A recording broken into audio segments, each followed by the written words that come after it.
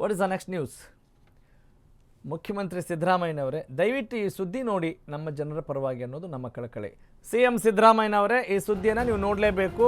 ಅಷ್ಟೇ ಅಲ್ಲ, ಶ್ರೀಯುತ ಕಂದಾಯ ಸಚಿವರೇ, ನೀವು ಕೂಡ ನೋಡಲೇಬೇಕಾದಂಥ ವರದಿ ಇದು. ಯಾವ ಕಾರಣಕ್ಕೆ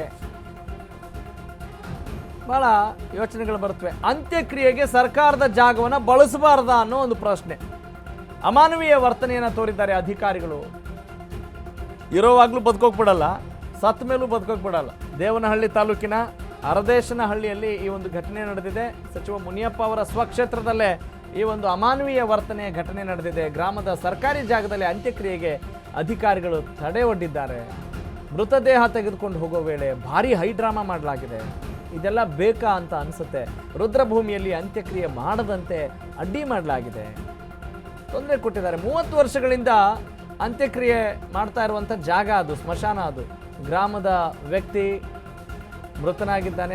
ಅಧಿಕಾರಿಗಳಿಂದ ಅಂತ್ಯಕ್ರಿಯೆಗೆ ಅಡ್ಡಿ ಮಾಡಲಾಗಿದೆ. ದಾರಿ ಮಧ್ಯೆನೇ ಮೃತದೇಹ ಇಟ್ಕೊಂಡು ಗ್ರಾಮಸ್ಥರು ಪ್ರತಿಭಟನೆ ಮಾಡ್ತಾ ಇದ್ದಾರೆ. ನೋಡಿ, ಸತ್ತ ಮೇಲೂ ಕೂಡ ಒಂದು ಬಾಡಿ ಹೂಳೋಕ್ಕೂ ಕೂಡ ಪ್ರತಿಭಟನೆ ಮಾಡಬೇಕು ಅಂತ ಹೇಳಿದ್ರೆ ಎಲ್ರಿ ಇದ್ದೀವಿ? ಬೆಂಗಳೂರು ರೂರಲ್ DC ಅನುರಾಧ ಅವರೇ, ಯೋಚನೆ ಮಾಡಿ, ಇದು ಸರಿನಾ? ನಿಮಗೆ ಸರಿ ತಪ್ಪು ಎಲ್ಲವೂ ಕೂಡ ಗೊತ್ತಿದ್ದೇ ಇರುತ್ತೆ. ಆದರೆ ಇಷ್ಟೊಂದು ಮಾನವೀಯತೆ ಕಳೆದುಕೊಂಡು ನೀವು ಅಧಿಕಾರವನ್ನು ನಡೆಸಬೇಕಾ, ರಾಜಕಾರಣವನ್ನು ಮಾಡಬೇಕಾ? ಥೋ ಅಂತ ಅನಿಸುತ್ತೆ. ಆ ಜನರನ್ನ ನೋಡ್ರಿ, ಅವರು ಮನುಷ್ಯರು ಕಣ್ರಿ. ದೊಡ್ಡದಾಗಿ ಬಸವ ಬುದ್ಧ ಅಂತ ನೀವು ಪುರಾಣ ಬಿಗಿಯೋದು, ಭಾಷಣ ಬಿಗಿಯೋದಲ್ಲ. ಬಸವಣ್ಣವರೆಲ್ಲ ಇದ್ದಿದ್ರೆ ಹಿಂಗೆ ಮಾಡ್ತಿದ್ರೇನ್ರಿ ಶ್ರೀಯುತ ಮುಖ್ಯಮಂತ್ರಿಗಳೇ? ದೊಡ್ಡದಾಗಿ ಮಾತಾಡ್ತಿರಲ್ಲ. ನಮ್ಮದೆಲ್ಲ ಸಮಾಜದ ಪಕ್ಷ ಏನ್ರಿ, ಇದೇನಾ ಸಮಾನತೆ ನಿಮ್ಮದು? ಇನ್ನು ಮುನಿಯಪ್ಪ ಅವ್ರು ಏನು ಹೇಳ್ತಾರೋ, ಈ ಅಧಿಕಾರಿಗಳೇನು ಹೇಳ್ತಾರೋ, ಇಂಥ ಸುದ್ದಿ ನೋಡಿ, ಇಂಥ ಸುದ್ದಿಯೆಲ್ಲ ಬಹಳ ಯೋಚನೆ ಮಾಡಬೇಕಾಗಿದೆ. ಯಾವ ಕಾರಣಕ್ಕೆ ಪ್ರತಿಭಟನೆ, ಹೆಣ ಉಳೋಕ್ಕೂ ಕೂಡ ಪ್ರತಿಭಟನೆ ಮಾಡ್ತಾರಂದರೆ ಯಾವ ಸ್ಥಿತಿಲಿದ್ದೀವಿ? ಆ ಗ್ರಾಮಸ್ಥರ ಅಳಲೇನು? ಎಲ್ರಿಗೂ ಹೀಗೆ ಮಾಡಿಬಿಡ್ತೀರಾ ನೀವು?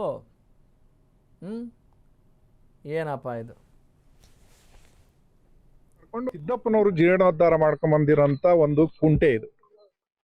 ಸಿದ್ದಪ್ಪನ ಕುಂಟೆ ಅಂತಾನೆ ಪ್ರಚಲಿತವಾಗಿರೋ ಸಿದ್ದಪ್ಪನ ಕುಂಟೆ.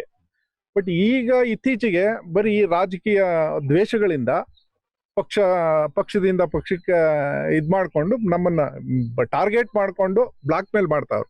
ಆ ಕಡೆ ಪಕ್ಷಕ್ಕೆ ಹೋದ್ರೆ ಈ ಕಡೆ ಪಕ್ಷದವರು, ಈ ಕಡೆ ಪಕ್ಷಕ್ಕೆ ಹೋದ್ರೆ ಆ ಕಡೆ ಪಕ್ಷದವ್ರು ಟಾರ್ಗೆಟ್ ಮಾಡ್ಕೊಂಡು ನಮ್ಮನ್ನ 30 ವರ್ಷದಿಂದ ನಾವು ಮಾಡ್ಬೇಕಾದ್ರೆ ಯಾರದೇ ತೊಂದರೆ ಇಲ್ಲ. ಯಾಕೆಂತಂದ್ರೆ ಗ್ರಾಮಸ್ಥರೇ ಬಿಟ್ಟಿರೋದು. ನಿಮ್ ಸಿದ್ದಪ್ಪನ ಕುಂಟೆ ಆದ ಕಾರಣ ನೀವೇ ಮಾಡ್ಕೊಳ್ಳಿ ಅಂತ ನಮ್ ಗ್ರಾಮಸ್ಥರು ದೊಡ್ಡವರು 30 ವರ್ಷದ ಹಿಂದೆ ಇದ್ದಂತ. ಹೌದೌದು, ಎಲ್ಲ ನಿಮ್ಗೆ ಬೇಕು ಅಂತಂದ್ರೆ ಹೆಸರು ಸಮೇತ ಡೇಟು ಪ್ರತಿಯೊಂದು ಇದೆ, ನೋಡ್ಕೊಳ್ಳಿ, ಮಾಡ್ಕೊಂಬಿಡಿ ಬೇಕಿದ್ರೆ. ವೀರಶೈವ ಇಲ್ಲಿ ಬಿಟ್ಟು ಎಲ್ಲೂ ಮಾಡಿಲ್ಲ. 30 ವರ್ಷದಿಂದ ಗ್ರಾಮಸ್ಥರೇ ನಮಗ್ ಬಿಟ್ಕೊಟ್ಟಿರೋ ಜಾಗ. ಇವತ್ತು ಆ ಬಿಟ್ಕೊಟ್ಟಿರೋಂತ ದೊಡ್ಡ ಮನುಷ್ಯ ಪಾಪ ಯಾರು ಇಲ್ಲ. ಅವತ್ತಿನ ಕಾಲದಲ್ಲಿ ಒಳ್ಳೆ ದೊಡ್ಡ ಗುಣ ಇತ್ತು, ಅದ ಕಾರಣ ಬಿಟ್ಕೊಟ್ಟಿದ್ರು. ಈಗ ಈ ಪುಡಾರಿ ರಾಜಕಾರಣಿಗಳು ಈ ಒಂದು ಅಡ್ಡ ಹಾಕಿ ದೌರ್ಜನ್ಯವಾಗಿ ನಮ್ಮನ್ನ ತಡೀತಾ ಇದೆ. ಸಿದ್ದಪ್ಪನವರು ಜೀರ್ಣೋದ್ಧಾರ ಮಾಡ್ಕೊಂಬಂದಿರೋಂತ ಈ ಜಾಗದಲ್ಲಿ ಹಿಂದೆ ನಮ್ಮ ತಾತ ಹಿರಿಯರ ಕಾಲದಲ್ಲಿ ಬೇರೆ ಕಡೆ ಮಾಡ್ತಾ ಇದ್ರು. ಸರ್ಕಾರ ಜಮೀನಲ್ಲಿ ಕಾಲುವೆ ಪಕ್ಕದಲ್ಲಿ ಮಾದೆಲ್ಲ ಕೊಚ್ಕೊಂಡು ಹೋಗಿದೆ. ಇಲ್ಲಿ ಹಿಂದೆ ಇದ್ದವ್ರು ಊರಿನ ಗ್ರಾಮಸ್ಥರು ಇಲ್ಲಿ ಜಾಗ ಇದೆ, ಕುಂಟೆ ನಿಮ್ಮ ಹಿಂದೆ, ನಮ್ ಕುಂಟೆ ಅನ್ನೋದು ನಮ್ ಹಿರಿಕರು ಮಾಡಿರೋದು. ದನ ಕರಗ ನೀರು ಕುಡಿಯೋದಕ್ಕೆ ಹಿಂದೆ ಕುಂಟೆ ಅಂತ ಮಾಡ್ಕೊಂಡು ಇದನ್ನ ಸಿದ್ದಾಪುರ ಕುಂಟೆ ಅಂತಾನೆ ಫೇಮಸ್ ಆಗಿ ಇಡೀ ಊರಲ್ಲಿ ಯಾರಾದ್ರೂ ಕೇಳಿ ಸಿದ್ದಾಪುರ ಕುಂಟೆ ಅಂತಾನೆ ಇತ್ತು. ಅದ್ರ ಪಕ್ಕದಲ್ಲಿ ನಾವು ಇಲ್ಲಿ ಜಾಗ ಇದೆ ಅಂತ ಕೇಳೋ ಮಾಡ್ಕೊಳ್ಳಿ, ಇಲ್ಲಿ ನಿಮ್ದೆಲ್ಲ ಹೋಗಿದೆ ಅಂತ ಹೇಳಿ ಇಲ್ಲಿ ಮಾಡ್ಕೊಂಡು ಬರ್ತಾ ಇದ್ವಿ. ಆಗ್ಲೇ ಒಂದು 35 ವರ್ಷದಿಂದ ನಾವ್ ಇಲ್ಲಿ ಸುಮಾರು 40 ವರ್ಷದಿಂದ ಈ ಕಲ್ಲು ಹಾಕಿರೋ ಬಿಟ್ರೆ ಒಂದು 30 ವರ್ಷ ಲೆಕ್ಕ.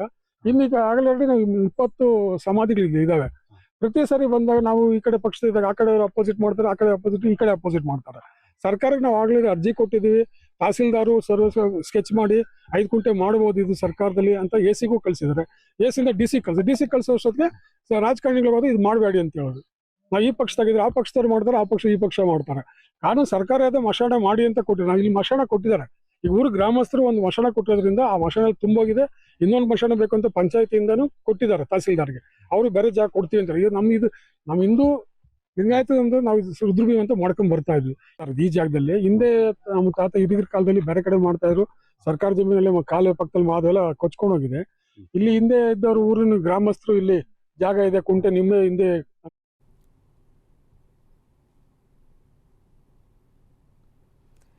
ಓಕೆ, ನೋಡಿ, ಇವ್ರಿಗೆ ಈ ಕುರ್ಚಿ ಕದನ, ಪವರ್ ಶೇರಿಂಗು ಅವೆಲ್ಲ ಭಾಳ ರಣರೋಚಕ. ಅಲ್ವಾ? ಅವ್ರಿಗೆ ಅವ್ರದ್ದೇ ಗುಂಗು ನೋಡಿ. ಇಲ್ಲಿ ನೆಟ್ಟಗೆ ಬದುಕೋಕ್ಕೂ ಆಗಿರಲ್ಲ, ಸತ್ತ ಮೇಲೆ ಒಂದು ಹೆಣ ಹುಳೋಕ್ಕೂ ಆಗಲ್ಲ ಅಂತ ಹೇಳಿದರೆ ಎಂಥ ದುಸ್ಥಿತಿ ರೀ ಅದು. ಎಲ್ಲಿ ಯಾವುದೋ ಬೇರೆ ಬೇರೆ ಎಲ್ಲೋ ಕಾಡಲ್ಲಿರುವಂಥ ಮನುಷ್ಯರಿಗಲ್ಲ, ಅಲ್ಲಿ ಬಿಡಿ ಇಂಥ ಪ್ರಶ್ನೆನೂ ಬರಲ್ಲ. ಇಷ್ಟೂ ಕೂಡ ಹಕ್ಕಿಲ್ಲ ಅಂತ ಹೇಳಿದರೆ ಏನಕ್ಕೆ ಜೀವನ ಮಾಡಬೇಕು ಅಂತ ಒಂದು ಜಿಗುಪ್ಸೆ ಬರದೇ ಇರುತ್ತಾ? ಅಂದರೆ ಅಂಥ ಒಂದು ವ್ಯವಸ್ಥೆಯಲ್ಲಿ ನಾವಿದ್ದೀವಿ. ಇದು ರಾಜಕಾರಣ, ಆಡಳಿತ ವ್ಯವಸ್ಥೆ ವೈಖರಿ ಹೆಂಗಿದೆ ನೋಡಿ. ಅಲ್ಲಿರೋರು ಯಾರು ಅವ್ರಿಗೆ ಗೊತ್ತೇ ಆಗ್ತಿಲ್ಲ. ಮನುಷ್ಯರು ಯಾರು ಎಲ್ಲ ಅಲ್ಲಿ ಯಾರೋ ಧ್ವನಿ ಇಲ್ದವ್ರು ಅಂತ ಇದ್ದುಬಿಟ್ರೆ ಮುಗೀತು, ಅವ್ರು ಮನುಷ್ಯರೇ ಅಲ್ಲ. ಅವ್ರ ಧ್ವನಿಗೂ ಯಾವ ಬೆಲೆ ಇಲ್ಲ. ಬಡವನ ಕೋಪ ದವಡೆಗೆ ಮೂಲ ಅನ್ನೋ ಥರದಲ್ಲಿ ಅವ್ರ ಗುಂಗೇ ಇಲ್ಲ. ಬರೀ ಅಧಿಕಾರದ ಲಾಲಸೆ, ಭ್ರಷ್ಟಾಚಾರದ ಹಪಹಪಿತನ, ಹಣ ಮತ್ತು power, money power and dash dash ಅಷ್ಟೇ, ಬೇರೆ ಏನು ಬೇಕಾಗಿಲ್ಲ. ಅದ್ರ ಬಗ್ಗೆ ಅಷ್ಟೇ ಗಮನ. ಮತ್ತೊಂದು ನಮ್ಮ ಕೆಲಸ ಏನು ಅಂತಲೂ ಗೊತ್ತಿಲ್ವಲ್ರಿ ನಿಮಗೆ ಅಧಿಕಾರಿಗಳೇ. ಬಿಡಿ, ಇದು ಮುಖ್ಯಮಂತ್ರಿಗಳಿಗೆ, ಕಂದಾಯ ಸಚಿವರಿಗೆ, ಮಂತ್ರಿ ಮಹೋದಯರು ಅವ್ರು ಸಿಕ್ಕಾಪಟ್ಟೆ ಬ್ಯುಸಿ ಇರ್ತಾರೆ. ಅವ್ರು ಇನ್ನು ಯಾವಾಗ ನೋಡ್ತಾರೆ ಅವ್ರದ್ದು? ಮತ್ತು ಇನ್ನೇನಕ್ಕಿರೋದು ನೀವು? ಏನಕ್ಕೆ ಆಡಳಿತ ಮಾಡಬೇಕು? ಸತ್ತಾಗಲೂ ಕೂಡ ಒಂದು ನ್ಯಾಯ ಸಿಗಲ್ಲ ಅಂತ ಹೇಳಿದ್ರೆ ಇನ್ನು ಇರೋವಾಗ ನ್ಯಾಯ ಕೊಡ್ತೀರೇನ್ರಿ ನೀವು? ಸತ್ಬಿಟ್ಟಲ್ಲ ಬಿಡಿ, ಅವನು ಎಲ್ಲಿ ಹೆಣ ಅಲ್ಲೇ ಏನಾದರೂ ತಿನ್ಕೊಂಡು ಹೋಗಲಿ ಅಂತನ. ಪ್ರಾಣಿ ಪಕ್ಷಿಗಳು ಒಂದು ಗೌರವಯುತವಾದಂಥ ಸಂಸ್ಕಾರ ಬೇಡವೇನ್ರಿ? ಅಲ್ವಾ? ಒಬ್ಬ ದೊಡ್ಡ ಸೆಲೆಬ್ರಿಟಿ ನಾವು ಅಂತ್ಯ ಸಂಸ್ಕಾರವನ್ನು ಅಥವಾ ದೇಶಕ್ಕೆ ಪ್ರಾಣ ಮುಡುಪಾಗಿಟ್ಟವನ್ನು ಎಷ್ಟು ಗೌರವಯುತವಾಗಿ ನಾವು ಮಾಡ್ತೀವಲ್ಲ ಅಷ್ಟು ಮಾಡಿ ಅಂತ ಕೇಳ್ತಾರ? ಇಲ್ಲ. ಒಂದು ಜಾಗ, ಇಷ್ಟು ಕಾಮನ್ ಸೆನ್ಸ್ ಇಲ್ಲ ಅಂದರೆ, ಇಷ್ಟು ಮನುಷ್ಯತ್ವ ಇಲ್ಲ ಅಂತ ಹೇಳಿದರೆ, ಇಂಥ ಒಂದು ಕೆಟ್ಟ ಸಮಾಜದಲ್ಲಿರುವಂಥ ಯಾರೆಲ್ಲ ಅಡ್ಡೆತಡೆ ಮಾಡಿದಾರಲ್ಲ ಅವ್ರಿಗೆಲ್ರಿಗೂ ಒಂದು ದೊಡ್ಡ ಧಿಕ್ಕಾರ. That's for sure.